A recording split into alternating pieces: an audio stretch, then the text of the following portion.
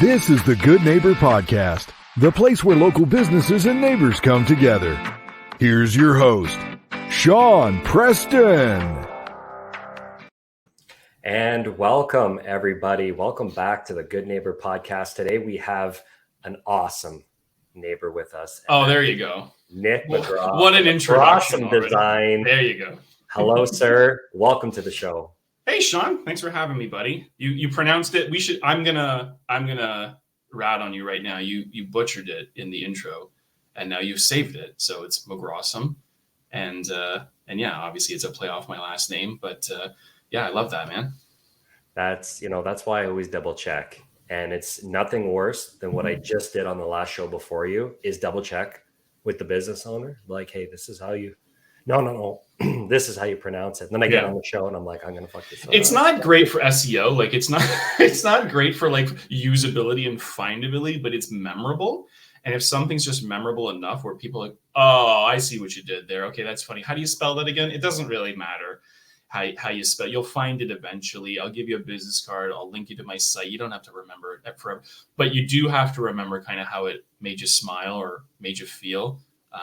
The easiest names to spell in the world are very forgettable. Like you and I were at that event where we met about a couple weeks ago. Yeah. How many business cards did I get where I can't even remember what they look like? I can't remember the owner's face, the owner's name. I can't remember what the logo, because it's like Midland Awnings or whatever. I'm like, yeah, great for searchability, and I guess that's good, but it's not memorable enough, right? And so I think we could do a little bit better. And I think as a designer, I have to walk the walk with this one, right? So I got to be as memorable. If I want the brands and people that I work with to be memorable, I got to do it myself. 100%. And for people who are listening to this show, that's the topic. We're going to be talking about branding. You do it, I do it, we both get it. So you're going to learn something today. Hopefully it won't be boring to some, but we're going to be getting into some of that stuff. If you're a business owner, you're going to want to catch this. So put your feet up. Continue doing what you're doing. Enjoy that walk you're on right now. We're going to educate you. At the same time, you get to know Nick and his awesome business. So from that perspective, why don't we tee this up? Nick, tell us about your business. Yeah, so we're a branding and marketing agency, and we help business owners stand out so that they can basically make the biggest splash, make the most amount of noise, and sweep their competitors aside. We do this through several services, brand strategy. So figuring out who you are, who your customer is, who your ideal client is, what it is that you do, why is it that you do it, how is it better than anybody else? If I put you in a room full of 9 others of you, so there's 10 of you in a room, why should I hire you, right? If I needed your particular services today, why should I hire you? What's going to make you stand out? So we need to come to that answer so that we can help you do exactly what I said we do, help you stand out, make a big splash, make the most noise. And we do this through things like brand strategy, web design, and social media content creation. We're also dabbling in a couple of other new avenues lately too. I find that business owners just have a very difficult time managing their pipelines, managing any sort of CRM, just managing their business as a whole. Their marketing is quite dour. It's quite down in the dumps. Many businesses don't do any type of marketing at all, and they have no real way to engage their customers. A lot of their customers, they end up doing one gig, and that's it. Every customer feels like it's a one-night stand. They don't remarket to those customers. They don't nurture those customers. They don't talk to them again. They don't even wish them a Merry Christmas or a Happy Birthday, which goes a long way in your big, huge customer list that you're developing over your career, over the life of your business. So we help brands to connect with their audience, again, make big splashes, make big noises so that they can completely just obliterate their competition. So their competition's never even thought of again. That's the type of work that we do. So we like to big these brands up. We like to help businesses stand out, do the work that's important so that they can grow. It's all about revenue. All the things that we do are not just pretty. We don't just make pretty things that are attractive. We make things that work. So your website stands out because of the technology that's behind it, because of the SEO, because of the copy, because of the strategy that's behind it, that's bolstering it. All of your marketing. We don't just make pretty videos and nice graphics. We do things with a purpose. We make sure that the message that we have, like you, Sean, you always talk about messaging. The message that we have is heard, not by everybody, by your customers. I don't care if the whole world doesn't know about us. I just want the people that can pay us, the people that can say hello, the people that can say yes or no to us, the people that we're saying hello to are going to be the ones that work with us. So I think that's a very important distinction, that you're not targeting everybody in the world, you're targeting your customers. And that's what we try to do. We try to connect our clients with as many of their clients as possible. Yeah, certainly not the spray and pray method. No. Although that is a method.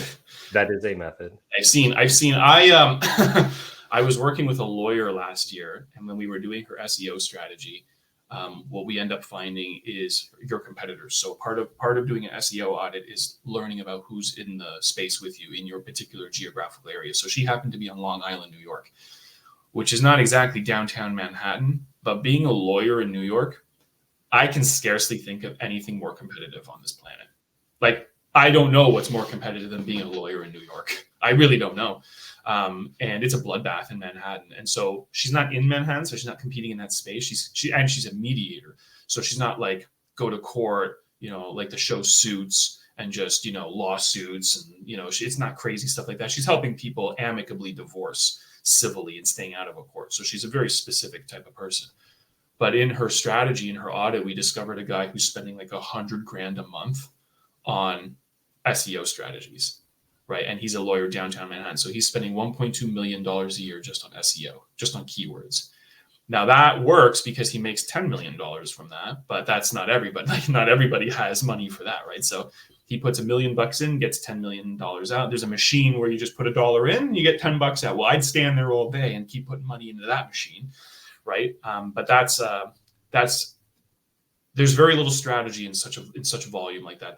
I wouldn't call that spray and pray, but that's just a huge, it's a numbers game at that point, right? So when you're doing more of the things that work, you're going to get more results. Yeah, you mentioned earlier about, we deal with a lot of the same clientele, right? That small, medium-sized business owner here locally. You obviously have clients outside of that parameter as well. We specialize at staying here within the Simcoe County pocket. There are a lot of businesses that don't understand or are not educated as much as they should be when it comes to marketing, branding in particular. Like, it's a must-have. Everybody should have it. It's the first thing you spend money on, and it's the last thing you cut in difficult times. Yeah, I don't think what you just said, I understand, but I don't think that mindset is accepted widely, right? No. Usually, like when COVID happened, like marketing was the first thing to get cut. Every big company just slashed their budgets for that and pulled back. And that's where a bunch of layoffs came from. But then, a couple months in, they were like, made a mistake. We need to market harder and more than we ever have before. Yeah. And the internet almost it felt like it was a rebirth of the internet, because the first rebirth, I think the first birth was like early 91, like when the internet first showed up in commercial spaces and residential homes. And then when Facebook showed up, the idea, like that was like web what's called Web 2.0, the idea that you could share your life and connect with people. Like there's connectivity on the internet for once. It's not just a big library where we can research. That's what the 90s and early 2000s was. But when Facebook and even MSN showed up and MySpace and things like that, it's the ability to share and connect. And then when COVID happened, every single business that understood digital marketing succeeded very quickly and very, very, very well. And from the smallest mom and pop pizza shop who instantly knew how to get DoorDash and Uber Eats working, and where they never had to answer another phone call again, they could just take online orders, to big, corporate America or corporate Canada, who understood that, digital is more important than ever, right? The fact that restaurants shut down, but they could still be profitable is a relative term, that they could still make money as long as they put the food out on the curb, people could still pick up. A restaurant didn't have to shut down. It was an ugly, messy, sticky process during the first couple of months of 2020, but doable. And so I think businesses that just understand the internet, that's what marketing is, understanding the internet, understanding how the internet works. You don't have to, as like the contractor or business owner, you don't have to understand the internet. You just have to hire the people who do, right? And so that your business then gets a piece of the pie. Your business then isn't left behind in the dust. Your business can say, yeah, we understand the internet. Well, I don't, but the marketing team that I hired sure does. And that's why we have more customers coming to the door than ever, right? So businesses that just get the internet, that just understand the internet, they'll be the ones who win this year, and they'll be the ones who win in 2025. So let's unpack a little bit more on what you do. So the SEO, I think people generally speaking have a decent understanding that it's very complex, but in a simple and short form, it helps you rank your website higher on one of the major platforms where most of the search interactions happen, which is on Google, about 80% of that, but also through others like Bing and Yelp and stuff like that. Let's talk about some of the graphic design stuff. What do you want to know? What do you want to talk about? Well, look, I'm assuming there's business owners on the show, that are listening that say, maybe I haven't dabbled in any of that. Maybe I need to rethink. Maybe I've never had anybody ask me a branding strategy question before. Who am I? What's my mission statement?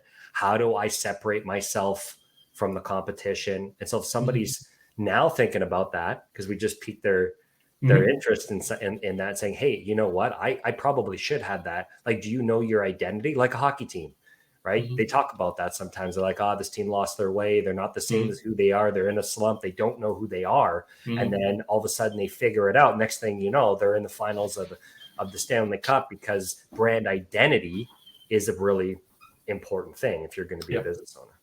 Yep. Okay. So, it depends on who we're talking to here. Are we talking to a business that's been in business for a decade and is now thinking of like rebranding themselves, having a bit of an image refresh? Or are we talking about a guy just starting out?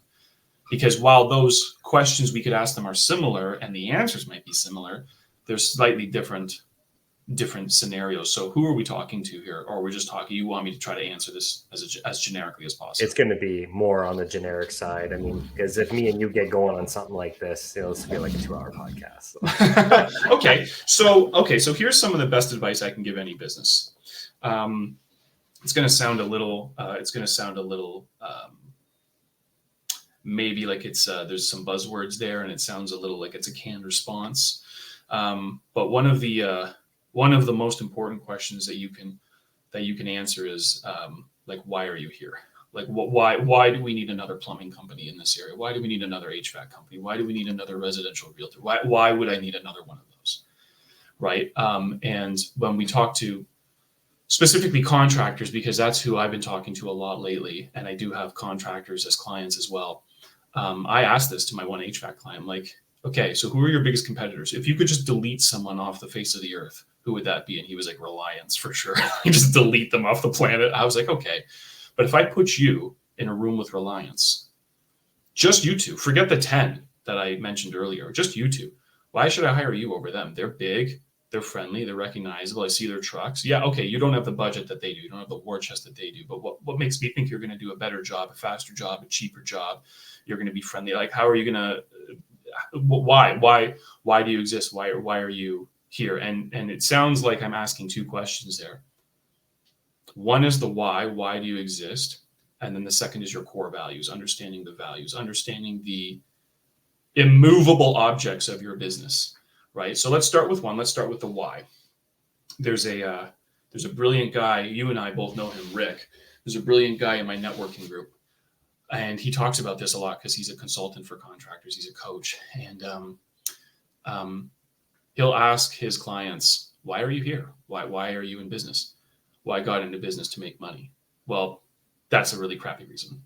That doesn't have to be the first reason. That can be one of 5 big reasons, but there's got to be a bigger reason. There's got to be a bigger reason why you're here. And with my HVAC client that I'm using as an example, I dove deep into him. I became invested in him when we started working with each other, when we did the strategy. I'm like, why did you could have done anything to help people. Well, I like helping people. I like making homes better. I'm like, well, you could have done anything. There's 1,000 things a home needs. Why did you just choose HVAC? Why are the lungs of the house important? Why is the venting and why is the breathing of the house important? Explain it to me like I'm 5. And he said several things, one of which was, You ever go home sometimes and it's like stuffy in your house and you can't breathe? I'm like, yeah. And he goes, and you'd rather be outside because the air is fresher in there? I'm like, yeah. He goes, do you know how many people have sleeping problems because they're just breathing in the crap in their home? And with a couple of tweaks, a couple of fixes and regular maintenance, they don't have to sleep like that anymore. You know how many people get sick? You know how many kids and old people get sick inside their own home because of the crap they're breathing in, the recycled filtered shit that they're breathing in all the time? Do you know how awful that is for people? I'm like, I don't. And he goes, and I don't want to scare anyone. I don't want to tell them that the crap that they're breathing in their own home is bad for them or anything. But I truly believe that if the home can breathe better, then the person can breathe better. So I'm actually improving lives. I'm like, that right there is our brand. Reliance doesn't exist so that they can help people breathe better. They exist to be a big corporate, like the Walmart of HVAC and electrical. That's why they exist. They exist to be a big corporate monster. You exist so you can help people breathe again.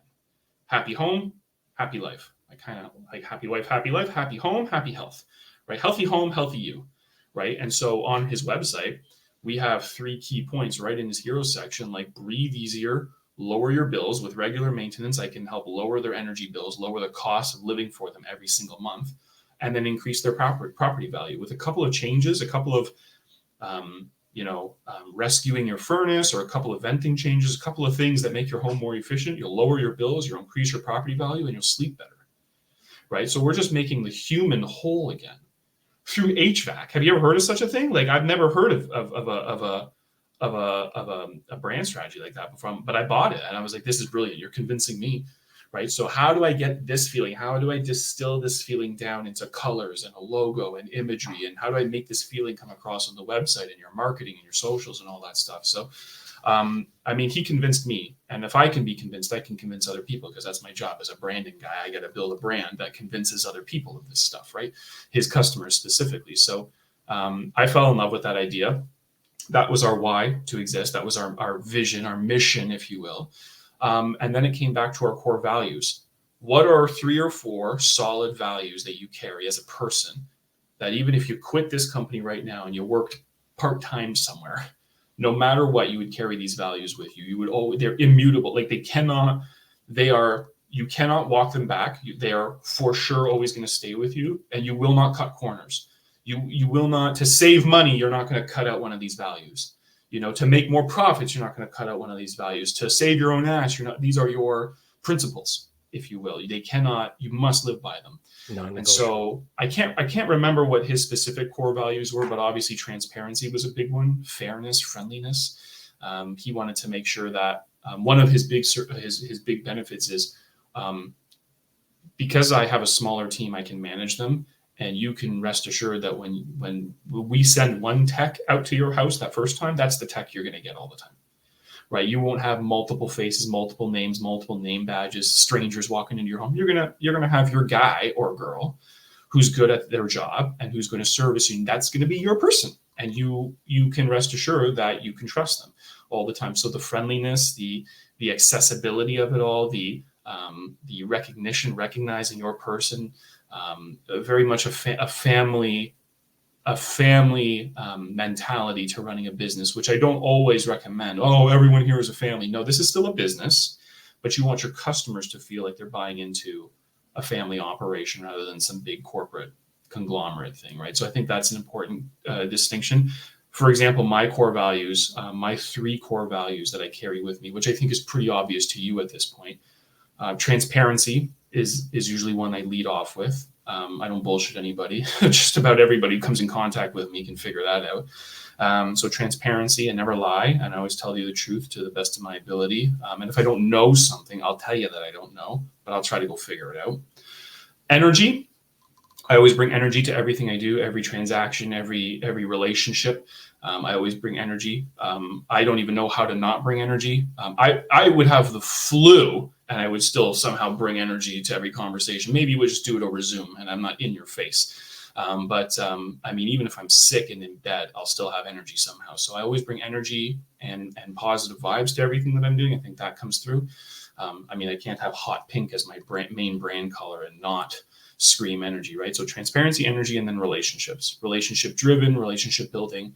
I truly believe in serving people long term because I want to be their guy, right? Just like my HVAC client, his clients, like that's their guy, that's their HVAC person. I want to be like your marketing guy, right? And I want you to be able to rely on me and trust me and ask. So almost like a creative partner, right? So those are my 3 values. And so when you figure out what your values are, what you stand for, your business is just going to almost reshape itself. You're like, oh, that's what we're supposed to be doing. This is why we exist. Okay, not just to make money and swap out toilets if we're a plumber, right? We're supposed to be doing things to increase a property value. We're supposed to make people feel better about being in their own home again, right? I'm using obviously contractors quite a bit in these examples, but they're tangible examples. Everyone hires a contractor at some point. Everyone's had these people in their homes. They know what it's like. So whether you're the client I'm speaking to right now, or you've hired these people to service your car or your home, you know what that's like. You know what it's like. Oh, I got to meet someone new today. I hope they just do a good job. I just want them in and out as fast as possible. I get it, man. I get it. They're interfering in your space. They're kind of interrupting your day.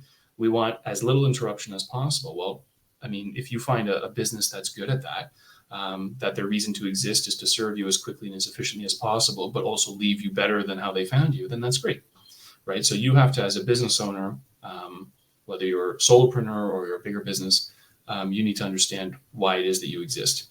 Right. Yeah, you might have gotten into this because it was all you could do in the beginning, and maybe that's all you knew, or you follow in your father's footsteps or whatever. But now it's on you to figure out why you're still doing this. Because if you no longer have a reason to do this, then go take a job in IT or something. Go reschool yourself and go get a low level office job or something like that. Because there's got to be a reason why you are still doing this. And you'll thrive, and not just survive. You'll thrive when you figure out your why. And then you figure out your core values, and then everything just kind of snowballs from there. You still need to carve out a decent strategy for all this. Talking to someone like me would obviously help, but a lot of things fall into place once you figure out those things. Yeah, 100%. For anybody who's listening to that, definitely some questions to ask yourself, whether you're brand new in business or whether you've been around for 10, 15 years or even longer than that. Good stuff, buddy. Thanks for bringing the fire. Speaking of why, I like to ask this question. Everybody's got a bit of a journey to how they get there. Some people have been doing the same thing since they started. Others, it's like, I like to say, it's like the Mazda commercial, you know, just left and right and all over the place. But they eventually find their passion in doing what they're doing. So tell our listeners, what has your journey been like, and how and why did you get into doing what you're doing today? I really hated my dad, and I thought, how can I piss him off the most? I'll tell him I'm going to art school, and that will mean that we'll just have this fractured, broken relationship till the end of time. That's how I can piss him off the most. I actually think about that sometimes. My dad's an electrician, and he kind of wanted me to go into trades. And I'm like, I'm going to go to design school. And he was like, oh, God damn it. And no one in my family ever knew how to make money from art. Like, there's no musicians or artists in my family. So no one really knew how to make money from like design or art. So I was like new territory for my family. So I always showed a proclivity towards like art, drawing, painting, things like that. And I didn't even know I could go to school for this. I didn't know I could turn this into a career, but I did go to school for this. I went to school for design. And then out of college, I sort of, this happens to a lot of people. I hated everything that I did. And I realized I should have streamlined a little harder. I was in the right school, sort of, just in the wrong program. And not all of it was a waste. I still learned the hardcore things, the software and stuff I needed to learn. But I realized that I hadn't tuned myself properly. So I spent the first year out of college, like really just reschooling and retuning myself. Yeah. And decided to be the graphic designer that I am now. And I wouldn't find like branding and brand strategy till like, I don't know, 2018, 2019, where I thought, it's more than just making logos and pretty things. How do these brands get built? Like how on earth do these brands like if you can recognize a piece of graphic from a particular company and you don't even see their logo on it, you don't even see any like text or anything, and that's from them. Like, how is that done? Like, how is that done? Like, if I showed you just a silhouette of a Coke bottle with nothing else, you'd be like, okay, Coke. If I showed you a running shoe without any branding on it and it looked very much like a Nike shoe, you'd be like, okay, I get it. Right? If I showed you just a little red carton that French fries go into, I'm pretty sure we all know what brand that is. How is this happening? Right? How is this happening? I started to get turned on to like how deep brands go, and not even how deep, how widespread they go. Everything from the colors they pick to how their logo and their website is designed, but also like their user experience. Like, there's huge differences in experience, even when you go to like coffee shops or barber shops or airlines, right? How I'm treated at WestJet is wildly different than how I'm treated at Air Canada. And they do sort of the same thing. They put my ass in a metal tube and they fly me to somewhere, but they do it slightly differently. One brand does it with a smile on their face and with great customer service and pretty much on time all the time. My bags are never lost. And the other one makes a shambles of the airline industry. And I have not talked to a single person in the last 5 years who has anything good to say about Air Canada. It just came up yesterday, like how crap that brand is and how not in tune with their customers they are. And I think that's a huge distinction for brands today, whether you're a big airline or you're a smaller mom and pop shop. If you really understand your customer and you really understand what it is they need, and you just lean into that and you give them more of that, oh my God, like, you can't have every customer in the world, because you look at a big company like WestJet, billion-dollar company. They don't serve every customer in the world. They're not flying to like China. They're called WestJet for a reason. They know their market. They know what it is they're trying to do. They're trying to get people on their vacations, right? And so, but they know what their customers really looking for. They know they're in vacation mode or they're coming home from vacation mode. So they know sort of what the vibe is. They know the excitement and the raw energy of getting down to Mexico or Cuba or whatever. Or the Caribbean, or they're coming home from that, and kind of the fantasy is over now. And so they kind of understand their customer and what it is they're trying to do, or they're flying across Canada, or they're flying across the US, whatever it is for business. They understand their customer, and they understand it much better than their competitors, right? And so that's another big thing too. So when I decided I would specialize in branding, I had worked already in like a couple of in-house design positions. I was a packaging designer, my very first job at a school, and that was cool because you could see the things you make show up on the pegs at Canadian Tire and Home Depot. You're like, hey, I made that. And so you see your stuff in the wild. That's kind of cool. And then I worked for a media outlet that actually made like magazines and newspapers and things like that. And then I worked for a sports manufacturer. And all the while, I was just picking up little bits of brand, learning from the masters in our space. Some of the big names on the West Coast, some of the big names in the UK and Australia, and just learning from them, buying the books, learning as much as I could, and doing all my own freelance and making sure that my clients had good quality work, from websites to logos, everything else. And then in COVID, I was able to keep my job still, but I was given a gift of so much extra time because now we were all working from home now. So during COVID, I really buckled down and I said, instead of being this glorified freelancer forever, I bet I could build something a bit more deeper, more meaningful for my customers, rather than just because I couldn't really determine how I was different from anyone from Fiverr or Upwork or 99 Designs. Like, just go hire one of them for $200 and get all this stuff. Like, why am I better? How am I supposed to charge the prices that I charge and say, well, it's just better with me, so pay the higher prices? That wasn't going to work, right? So I wanted to go deeper. I wanted to deliver more. And I wanted to help my clients figure out all the things we've been talking about on this show. Why do you exist? What are your core values? Your immovable values, your principles that you would plant your flag and die on that hill. What are those? Right? And can your customers feel those things? Can your customers feel those things coming through the screen or coming through their phone, or when they watch the truck go by? Like, oh, those guys again. Yeah, I know those guys. They worked on my house last year or whatever. Right? What's the feeling you leave your customers with? Is it a good one or is it a negative one? Would they give you that 5 stars in Google, or would they give you 1 star and complain about it, right? So thinking about all the things a business needs to operate, there's, I come back to when I asked my HVAC client, you could have helped people. I want to help people, but you could help people any way in the world. Why are you putting vents in their house? I want to help people too. I want to help businesses too. Why am I making pretty websites? I can help businesses. There's a million ways I can help businesses. Right? Why did I want? What, just because I'm good at art? Well, that's not a good enough reason. So we got to go deeper and deeper and deeper into, okay, so these businesses are challenged because they can't connect with their customers. Okay, so what makes me think I can connect with their customers? Well, because I do the homework and I do the strategy and I do the research, and I don't take my foot off the gas until we really understand their fears and challenges. I mean, the customers, like, what are their challenges and obstacles? What are their fears and pain points, right? Like, what can't they get done today without you? And then we can build a strategy around that. We can build a business model around that. Okay, let's go talk to that customer then forever, right? Until we're ready to change and evolve our brand. Let's go talk to them forever. So what would they need to see from us in terms of services, in terms of customer service, in terms of email marketing, in terms of a website, in terms of how even our employees present at the door, right? Coming back to that airline example, I forget who started this, but even the smell of the airplane, like the air fresheners that they use, is all an experience when you walk onto the deck, like when you're boarding for the first time. And some airlines tune into that. It can either smell like a musty, dusty, shitty airplane, or it can smell kind of fresh, like lavender. And I've experienced where the air is cool and it's blowing at you and you're walking on the plane like, oh, okay, this is already paradise. I know this is just a sardine tube and I'm going to be cramped like this for 3 hours, but it's still an experience. So how are your customers experiencing you? What do you want them to feel? What do you want them to get out of this? And so my path, started very simple, just a graphic designer, but it's evolved into this sort of brand strategist and marketing operation where I really do want our clients to succeed. And I want them to smoke their competition. Honestly, that's my reason to live. That's my vision. That's my why.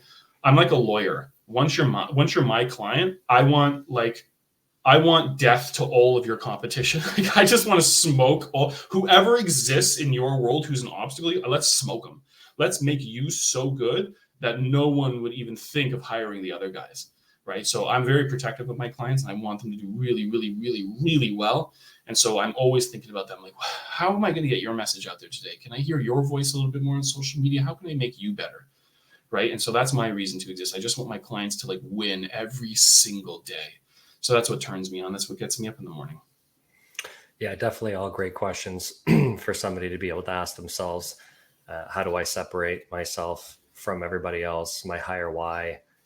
What are my non-negotiables? And then making sure that they have that, they live by that, will die for that, and then go out there and continue to do a good job. I mean, us as message spreaders, you as a creative mind, putting that all together for a business owner is great, but they also, it's like a book, right? You can put the book at the front of the bookstore. You can put the book at the back. You can put the book in the middle of the bookstore, but if the book doesn't sell because it's not a good book, it can look pretty, it can have a great front cover, but if the content's not good, if the business is not good, it can only go so way. So knowing and connecting with those values and making sure that it's a sound strategy. That's a great example. You use the book thing. If it's addicting and people want more of it, they will. You could bury the book in the basement, and they'll somehow break down the door. And they'll march down to the bait and they'll claw it out of the darkness. Like if J.K. Rowling decided a new Harry Potter book was on the shelves tomorrow, what do you think the lineups around every bookstore would look like? If you couldn't get this online, if she said, no, there will be no Amazon sales, there will be no online sales, you will buy a physical copy or you will not have it. She'd sell 1 billion books in about an hour.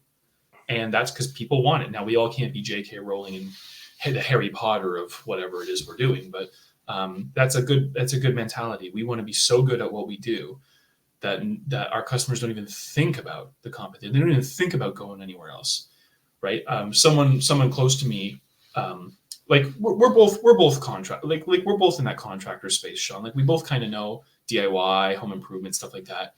Honestly, if you needed something for the home, where are you going to get it? What store are you going to? Say it out loud. If I gotta go buy something for like a DIY project. Like if you needed something for home, where would you I'm going to Home Hardware. Really? Yeah. You're going to Home Hardware, not Home Depot? There's two components to that. I'm a big community guy. Their branding is about local community. It's also a little closer. Okay. Home Depot. That I know that money's funneling back into our system, being Canadian owned and operated. Versus if I'm going. Okay, so good. Okay, so you kind of. I hate you, Sean. You fucking ruined my goddamn analogy or storytelling here. This is the first and last time I'm ever on this show, by the way. But your values, okay, so your values are such that I like community. I want to buy Canadian first. That's what Home Hardware sells. Yeah, they sell community first. We are here to help you and the little guy, and we're Canadian. So your core values map to, so they knew what their customer wanted and they just shipped that out. They just peddled that message. And everyone who likes to keep it local, buy Canadian, for communities, buy communities, that's us. Great. So you've actually proved my point. For me, my values, I don't really give a shit about that. I try to buy Canadian as much as I can, I guess. But I want the store that feels like it's a real specialty shop. I want the store where if I walk in there and I can't get it here, I probably can't get it. especially if I'm in a store where I'm there for a hyper specific item, but then buying that item makes the ideas like I can't walk into a Home Depot without thinking about like 16 different projects I want to do. So then I start thinking, I'm like a kid in a candy store. Well, I need that saw and I need that thing and I need that thing, right? And it's just I feel good when I walk in there, right? I can't help it. I feel really good, and it's a different feeling. We come back to the airline feeling. It's a different feeling than when I walk into Lowe's or Rona, right? I mean, Rona's Canadian, and they're kind of local and community, but you didn't say Rona, you said Home Hardware. So Rona's not offering you something that you needed, right? Your Home Hardware offers you that. Rona didn't seem very top of the list for you. So if I need something today, your values and my values are a bit different. So if I need something today, I'm going to Home Depot. Lowe's is a far, far second. Lowe's sucks. I've been in Lowe's. They're awful. They're shit. Their employees know nothing. Everything's in the wrong location. It's very confusing. Home Depot is systemized. It's brighter. The lights are physically brighter. I can see more stuff. It feels like it's just concrete floors and big rafters. It feels like things get done in this shop. It doesn't feel like a store. It feels like it's a lumberyard, really. And I like that. So those are my values. I like a dirty, nitty gritty kind of experience. Everyone's in an apron. Not everybody knows what they're talking about, but most people there can help you. I think most people are experienced in my limited experiences. I've been to every Home Depot in Canada, but yeah, if I needed something, I'd go there because I get a particular experience that I can't find anywhere else. And it's consistent. I can get it there. You get a particular experience at your Home Hardware, but the other brands don't really make an appearance in our lives, right? So what is it that your customer needs from you today that they aren't going to get anywhere else? You can give that to them. Well, what's that? I don't know what that is. Well, you got to think. You got to think. Or maybe it's time to do a little bit of strategy. Maybe it's time to do a little bit of brainstorming. And what it is, have you ever thought of what your customer needs?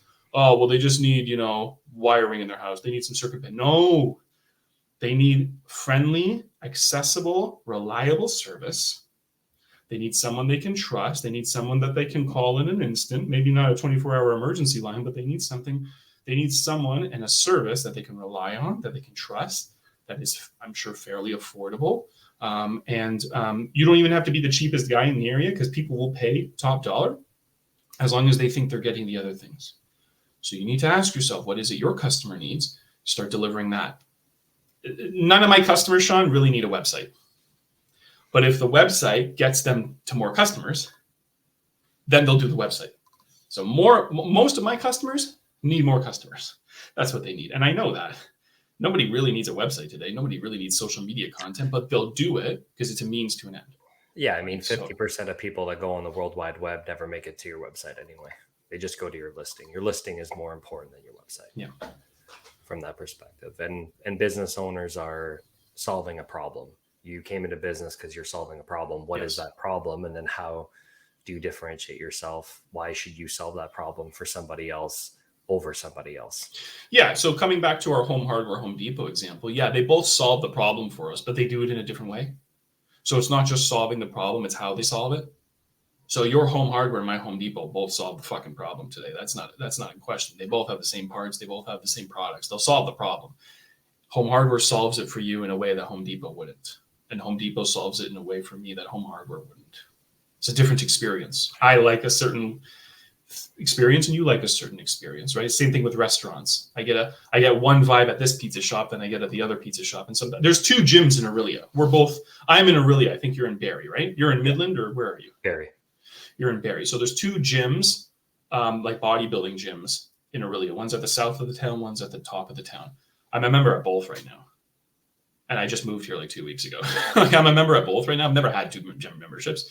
But one is the dirty, grimy, concrete walls, rusty weights, like very much like a powerlifting gym. Like it's clean enough, but it's got all the things I need, but it's a different vibe. It's a hardcore heavy metal vibe.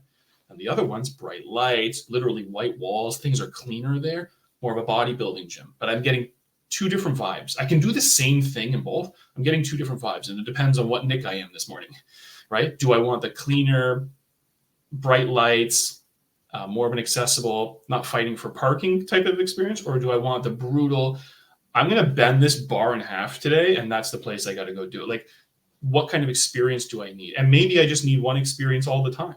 And that's why there's two options, right? I can go to the South Gym or I can go to the North Gym. It depends on who you are. And they're not that far away from each other. So, whether it's Home Depot or Home Hardware, or these two different gyms, or your business versus the other guy's business, what are your customers not getting from you that they get from the other guy? Or what are they not getting from the other guy that they do get from you? You got to do more of that. So I've been excited to ask you this question for a little while now, because I can relate so much, because we do similar things for businesses here locally. What do you get out there for common misconceptions or myths when it comes to branding? Usually around the services. Price is a big one. Why do things cost what they do? Which I think is something anyone can relate to. Like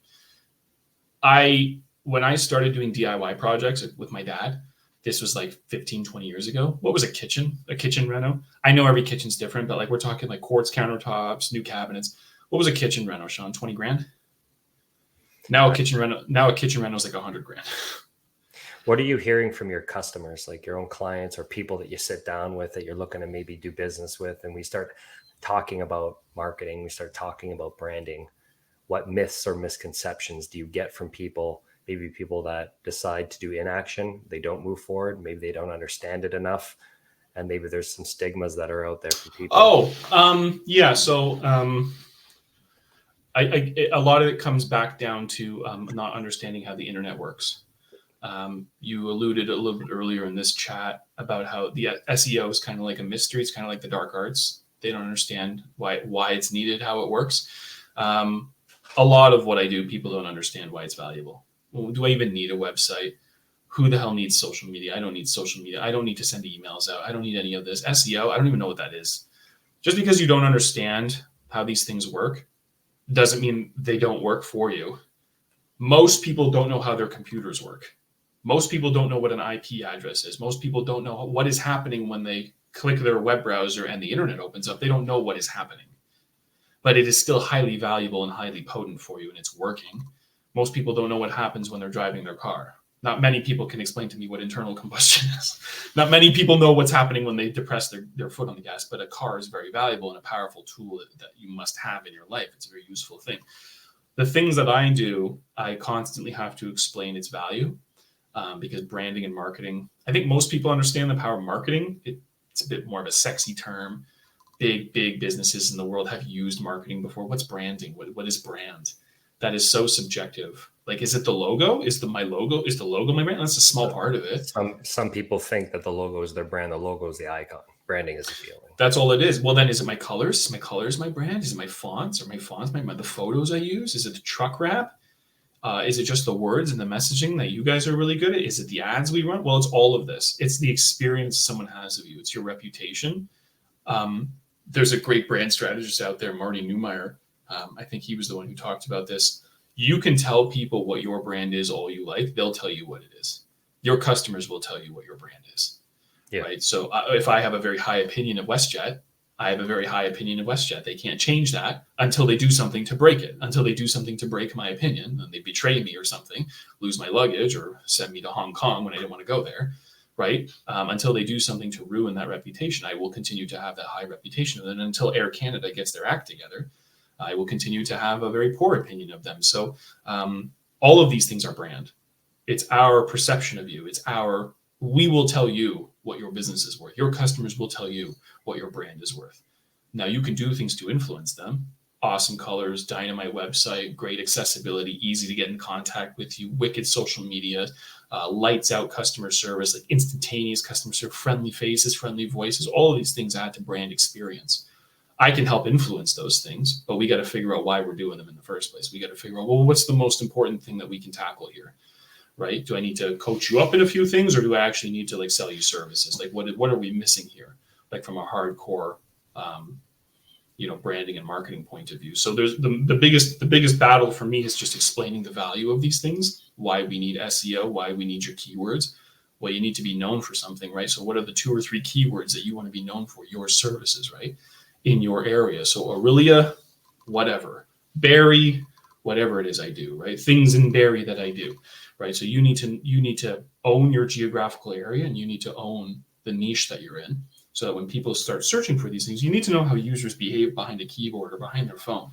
and how they search for things. And when we understand the user psychology, when we understand their behavior, we can win more customers. It's very, very easy. On paper, it's very, very easy. In practice, it's a little bit more complicated, but that's explaining the value of what I do is harder. And usually a business owner has to come to a conclusion on their own. Like my HVAC client, who I keep using as an example, he's been in business for 11 years before he decided to use someone like me. Crappy little logo, crappy little website, didn't really do anything for him for like 11 years. But now he's in such a place where he's got more money. The revenue is good. Now he can invest in this. And now he's really serious. So it's like for the last decade, he's been building up something. He didn't even know what he had. Now he's built something beautiful.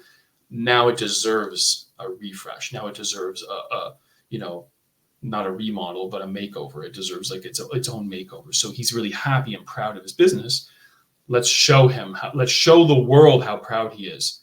And that when you see his trucks go by on the road now, or you see his advertisements, or you see his things show up on the internet, you'd be proud to hire him, right? And so explaining the value of what we do, how much is your brand worth to you, right? Do you want to look like a teenager built your website, or do you want to look like a professional, right? So it's just answering these questions, asking them out loud and answering them for yourself. Like, am I a pro? Do I want to be known as a pro, or do I want to be known as a joker, right? And so your brand is worth to you what your brand is worth to you, right? And I find those who invest in it and do more of the important things, that get their brand out there, that get their messaging out there, that get their marketing out there, they make a lot more money.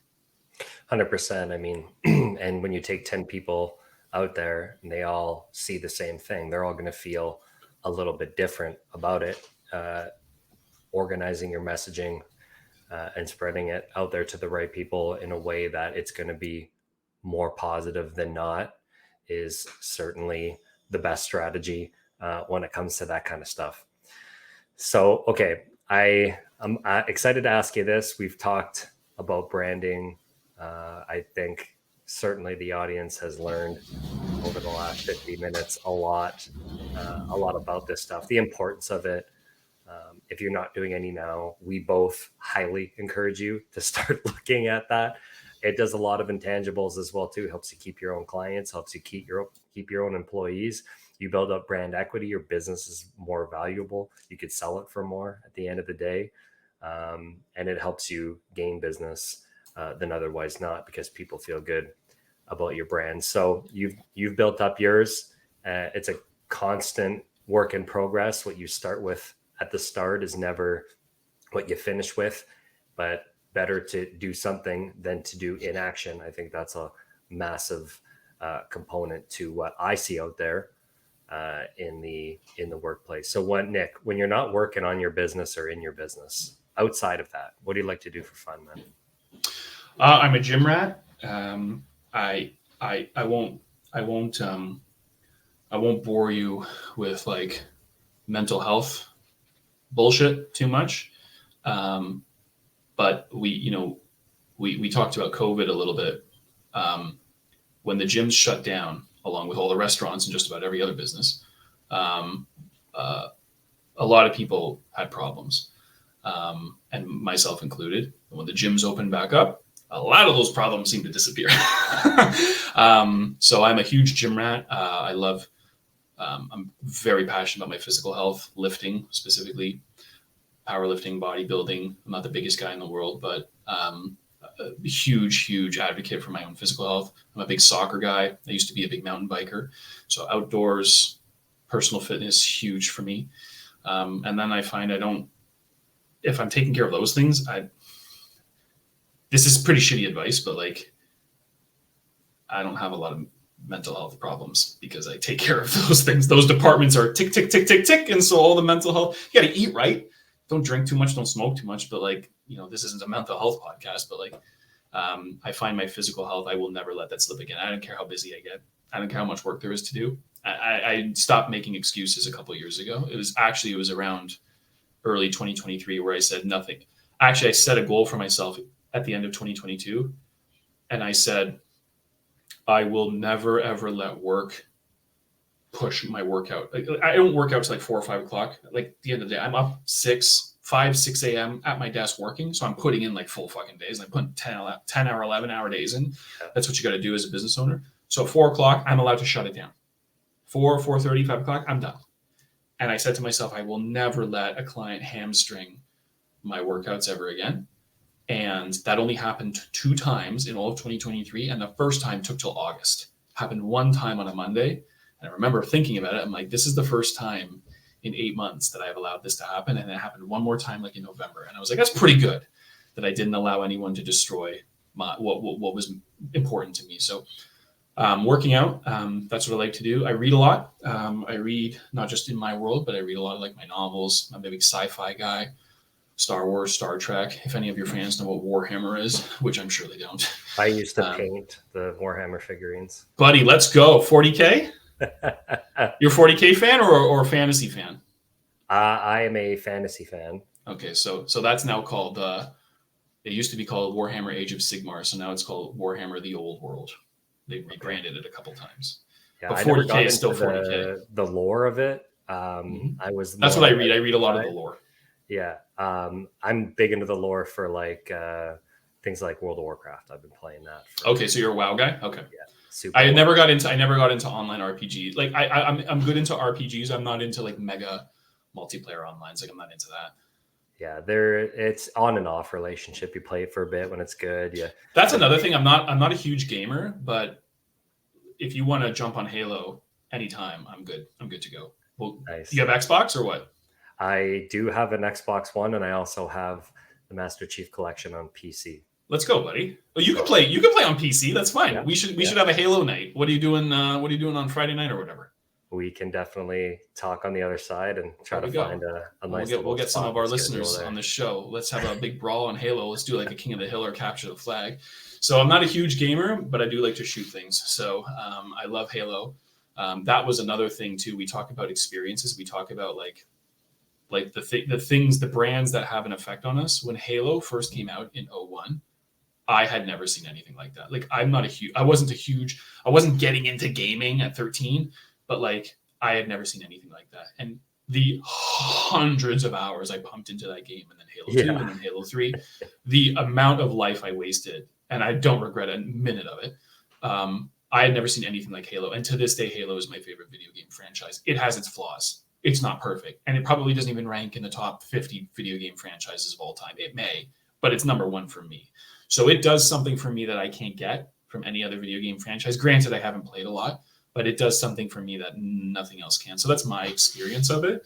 And it's just, I love it. I love it for all its flaws. I love it for all its strengths and weaknesses. But I would say, yeah, if you're asking what I'm doing outside of work, working out, reading a lot. I like to travel as much as I can. I travel really across Ontario. I'm road tripping a lot. I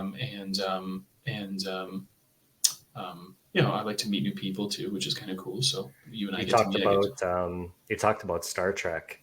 Mm-hmm. Julie and I just started watching Star Trek Discovery on Amazon Prime. Mm-hmm. Have you seen it? No, I got into Picard before I got into that. Oh my God. It is absolutely phenomenal. We are on season 3 and it's just getting better and better. How many seasons are there? 5. And there's still lots of content then. Okay, so that's what I was waiting for. I was waiting because I hate what Mandalorian does. I hate when they drop an episode and it's like, well, wait till next week. I'm like, no, give it all now. You already have the whole season done. Give it to me now so I can binge this over a Saturday night. Like, what are you doing? Why are you doing this to us? Right. So I'm waiting for shows like that to have like 4 or 5 seasons so I can really lean into it. But Picard wasn't perfect. And there was a lot of nostalgia. Like all the old characters come back. So you're like, oh, this is perfect. But I'll take your word on Discovery. If Discovery is good, I'll take your word on Discovery. Yeah, I wasn't a big, I was big TNG fan, huge TNG fan. Like you talk about a franchise that can do no wrong. Star Trek: The Next Generation is perfect. It is, and I will not hear a word against it. No one can say anything about it to me because I'll fight you at that point. TNG is perfect. Voyager is okay.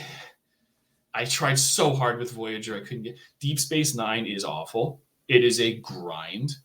Basically, any show after TNG is just awful. But Picard was sick. And if you're saying Discovery is good, I take your word for it on Discovery. Yeah, really good. You mentioned you like to shoot stuff. There's an intergalactic component to Halo. By the way, the show Halo, actually pretty good. 2 seasons. I've seen it on Paramount. I'm like, I gotta watch Halo too. Yeah, it was pretty good. But this, do you know what this hat is? No. It's a really popular game right now. It's called Helldivers 2. I've seen that show up, and I in all my 40K Facebook groups, they keep talking about how 40K and Helldivers are taking inspiration from each other, and it's like, if you love 40K, you should love Helldivers. Yeah, it's there's automatons, the robots, and then there's bugs. So it's like Starship Troopers, the movie. Yes. You get bugs come out of the ground and try to eat you, and you got a little squad of 4. You got to go do stuff, and then I mean, if Starship Troopers, if that's not the Tyranids, I don't know what is. Like, everything just steals from everything else at this point. So Yeah. What's original? But I love it all. So great game, by the way. If you're ever you want to shoot something, that's pretty action packed. I'm a little addicted, I have to say. Okay, so let's change gears a little bit here. Talk a little bit more on the serious side of things. So in life, we always try to find a path that we think is ideal based off on our goals, who we are as humans, all of this kind of stuff. And then it doesn't necessarily always go according to plan. That's life. It likes to push and pull us into different directions. Sometimes it'll put an immovable object in front. We have to overcome these life challenges. We go through hardships. Sometimes it's tragic stuff. And it's something we embody on the show here is real people, real conversations in a real setting. And so I wanted to ask you if you've ever had a life challenge, a hardship that you overcome. Maybe it made you better. Maybe it made you stronger. Maybe you took some silver linings from it. There was plenty last year. If you've ever, are you married? Not yet. You planning it Yeah. right now? You're in the middle of planning it? No. Okay. Close though. When do you think, when's the date? I haven't asked the question yet. Oh, okay. Well, don't let this episode air then, because No. Thanks, Nick. Thanks for ruining Thanks. this shit. Okay, so I'm not trying to make your life hell. When you plan a wedding, people show you who they really are. Oh. The people you thought you knew, you don't know them. Like, the worst parts of people come out.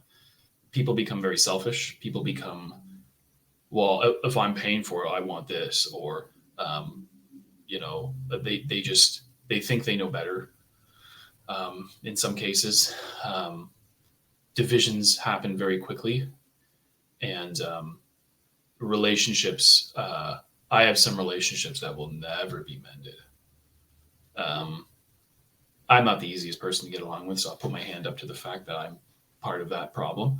But I have some relationships that will just, they're dead, they're gone. There's nothing left of them, and they'll never be recovered.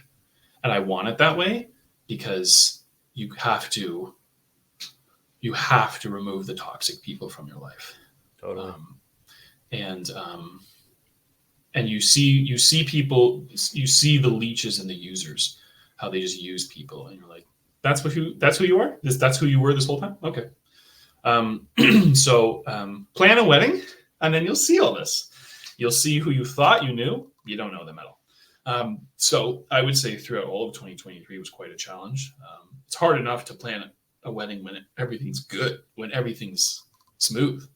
But when you're having hardships like that, and there's differences of opinions, and all because I want, a particular choice to happen, or I want a particular decision made, that makes World War III. I don't know what message I'm trying to deliver here, but you asked the question of what hardships, and that's the one that's still top of mind because that's still kind of fresh. So, did I learn a lesson there? Yeah, I learned several actually, but at some point, you can only be passive so much, and you can only pacify people so much. Because at what point are you getting what you need? Like, if you're just a people pleaser and you're just like, okay, whatever you want, I'll just sweep it under the rug. I won't deal with this shit. Whatever you want is fine. I'll do anything you need. Then, like, what's left for you? Yeah, a relationship is a two-way street, right? Well, you'd think that. Well, that's how it's supposed to be. So if it's only one way, then that's where you have to cut the tie, especially if it's really toxic. You also see like people that you thought you could rely on, you simply cannot. Right? You put people in certain positions that you thought you could rely on, and you just can't. I also learned to trust my gut a little bit more. My gut told me something in January, and I resisted, and I tried to do the other thing because I thought that's what the family wanted. I thought that was the honorable thing to do. I should have just listened to my gut the whole time, because it didn't, in the end, who I chose to do a certain thing didn't let me down. Everything was fine. I should just listen to my gut a little bit more. I think there's a silver lining. Your instincts have gotten you this far. Not just instincts, not just gut feeling. I'm sure logic and preparation and planning got you this far. Yeah. But your instincts have got to be worth something, or else you wouldn't be here. Your survival instincts deserve to be listened to a little bit more. And I think that's one of the lessons I took. I got to listen to my gut feeling a little bit more, because I don't know, it's gotten me to 36. It'll probably get me to, a couple more years. So I think that's worth listening to a little bit more. No, 100%. Relationships are important in our lives for human beings, humans, and I'm blessed, at least so for where I think so far, have a pretty decent little inner circle. And you never want to see, that type of thing happen. And hopefully, another silver lining is that the ones that stuck around, you get to maybe cherish those. That's it. More. You know what? I don't have, you only have so much in the tank. Like your cup can only stay full for so long, and people keep draining it. Well, what fills your cup, man? You asked me, like, what do I do outside of work? I do the things that fill my cup, because it gets drained throughout the day. Right. So, you got to do a little bit more of what makes you happy, and what fills your tank back up, what fills your batteries back up, and just remove the toxic people. And some of the toxic people that I removed from my life was years ago, like well before any wedding, 2017, 2018. I got rid of a bunch of idiots that are, again, users and leeches and very, very selfish people. I'm like, I don't need you around anymore. And my life is better because of it. So I know that sounds a bit harsh, but like at some point you have to, I truly believe in taking care of yourself first. Like, even if you have a family, no, the kids don't come first. You come first. You will not serve the kids at all if you're dead and dying in a ditch somewhere. Right? So you got to come first. Your health is first. Theirs is second. You don't put the wife first. You put you first. Sounds incredibly selfish and self-centered. I cannot serve anybody. I cannot protect you. I cannot save you from a burning building if I am weak, and if I am not capable of fortitude or clarity. So I need to be shipshape at all times. I need to be game time ready at all times, mentally, physically, spiritually. I need to be game time ready. So if anything ever happens, I don't live in a paranoid world, but like if anything ever happens, whether there's a credit card issue or there's a car accident or whatever it is, I can be ready. I can take that on, right? But that's not going to work if I sacrifice myself all the time and put other people before me. I guess that's why they say put your in the sardine can you're talking about in an airplane. That's why you put your mask on first before helping others. Right? A great example. That's a great example. You will not help anybody. You will not help anybody if you are already like dead and dying. How are you supposed to serve anybody? Yes, there's if someone is drowning or whatever, you can dive in and go get them. That's not what I'm talking about. Like, you've got to make sure that you are in a state where you can save people or help people or do whatever it is you have to do. You have to take care of yourself first. And I'm sure that there's a lot of people who will disagree with that message. No, I always put people before me. I'm like, and when's the last time you felt whole? And when's the last time you didn't cry yourself to sleep? I meet people like that all the time, Sean. Self-sacrificing, sacrificial lambs, and they think they're martyrs. They think they're just God's gift to humanity. And I'm like, you're doing everything for everybody else, and you are miserable. You tell me every day you're miserable. I can see it on your face. I can read your body language. You hate your life because you have no life, because you have lived for others, right? And that might be your mission. That might be but we can't all be Mother Teresa, right? If serving others actually fills your cup, then that's what you got to do. I imagine someone like Mother Teresa, it actually filled her, right? she was that much of an extrovert. Like, I'm sure that gave her purpose and gave her life. But to a lot of people, they feel the need to serve others and they feel guilty. So that's why they have to do it. But it's not something they want to do. And that's what I started listening to a little bit more, like that inner voice. I started listening to, take care of yourself first, and then you can help others. Right. But I will be useless to my clients. I will be useless to my customers, my family, my wife. I'll be useless to my cats if I can't take care of me, if I neglect myself. And I've seen the results of that. What happens when I neglect myself? Everyone then hates me. They're like, hey, I thought you were reliable. I thought you could do the things. I'm like, well, I guess I can't. So now I have to start being that reliable guy. Right. But you won't be reliable unless your body's there, your mind is there, your soul is there. It's all going to be there. Right. What's one thing that you wish our listeners knew about your business? That we can probably do anything you need. I know that sounds pretty easy to say, but I may not have a particular service on my website, like as in my services pages, but I have a network of people that I'm pretty proud of, that if there's something you need, I will find the person that can get it done. From a branding and marketing perspective, whether it's doing SEO or running ads or needing copy or doing emails, branding and logos like I do, there is something that we can do. I got a guy who runs a podcast, right? I got friends in podcasts now. So we can do anything. And if McGrawesome specifically can't do the labor, I will find the person who can. So you will never be told, no, I don't know, go Google that. I will never tell you that. I will find a way. Like I said, I don't know everything, and I will tell you if I don't know it, or I will tell you if I can't do it, but I will find a way to get it done for you, so you don't have to scrounge the internet because you don't know what you're probably looking for anyways, right? You just need the help. You need the help, right? And so I will never turn anybody away, and I will never make them go do the work, right? I want people to feel comfortable enough to be like, Nick's got to know. And if I don't know, I figure it out. Or I get the person that I know who can figure it out, and I make that introduction. Right. So that's what I'm pretty proud of at McGrawesome. There's nothing we have to turn away at this point. We can do photography, videography.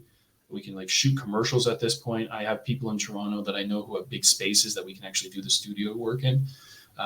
Printing, textiles, uniforms. Anything to do with branding, merchandising, marketing. I know a guy who does vehicle wraps. It's my network is become very, very potent now, and it's all going to serve my customers. It's all for my clients. It's not for me. I don't need to know these people. My clients do, right? And so I just want to be there for our clients and get everything that they could possibly need, all of their dreams and desires. Yeah, same over on the side of the fence. I tell people our slogan is, it's not, or mine at least, GNP is a little bit different, but for me in particular, it's not what you know, it's who you know. Connecting with the right people. If we don't know it, get you somebody who does, especially when it comes to supporting local. Lots of good businesses where we live. If we want to support everybody from that perspective. Well, Nick, thanks a lot for coming on the show. Great conversation. I think the listeners took a lot of value from this. Some great questions to ask themselves. You do great work out there. Good guy yourself. Super happy to do this, bud. Thanks, Sean. I appreciate the opportunity, pal. No worries. Talk soon. Thank you for listening to the Good Neighbor Podcast Midhurst. To nominate your favorite local businesses to be featured on the show, go to gnpmidhurst.com. That's gnpmidhurst.com or call 705-413-3775.